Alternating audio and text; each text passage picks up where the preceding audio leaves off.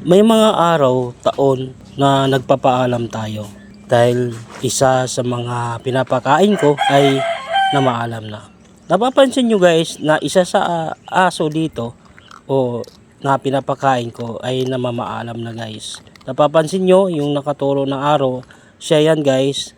At malusog naman siya guys mula nung umalis ako. Pero nung bumalik na ako ay nabigla ako kung bakit nagkaganito na at namaalam na siya. Hindi lang siguro kung sa gutom, hindi nakakain ng mga buto o anumang mga pagkain na kinakain niya dahil siguro din sa gutom. Dahil nung nagbakasyon ako, naglib ako at yung mga tao din dito ay umalis sa barracks at siguro ay wala silang makain o walang mahingian ng pagkain para doon sa mga katulad nilang nangangailangan ng kalinga ng pagmamahal at lalong lalo na sa pagkain sa araw-araw na tinatahak nilang landas na kung saan sila kukuha ng pagkain nila. Ito guys ay itong aso na to guys ay nung nandito pa ako sa Bulacan nabigla ako at lagi ko naman siya pinapakain. Nung pagbalik ko guys ay payat na siya, nangihina na. Nagulat ako at sinabi sa akin na hindi na raw siya kumakain at tinikman na lang niya yung pagkain at bumula-bula na yung bunganga niya.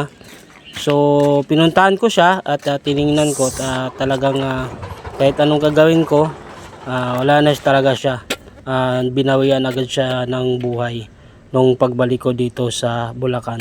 Kasi guys, nakalib ako dito at may pinuntahan ako sa Pasig at naglilib ako para dun sa bakasyon namin. So ang ginawa ko guys, dahil maalam na nga siya at naghukay na ako dito para sa paglilibingan ko sa kanya kasi kawawa naman basta-basta. May mga tao kasing hindi na lang nililibing, itinatapon na lang sa ilog kung saan-saan. So ito guys, naghukay ako ng dito ng lupa para ibaon ko siya. Bigyan natin ng disenteng living kahit papano kasi naawa din ako sa mga ganitong aso na talagang di naman siya pinapabayaan kasi pinapakain naman din dito sa barracks. Pero nagkataon din siguro dahil walang mga tao dito sa barracks at walang nagpapakain sa kanila. Kasi dito sa barracks guys ay stayin lang yung mga tao, pero kapag bakasyon ay wala sila dito at umalis sila.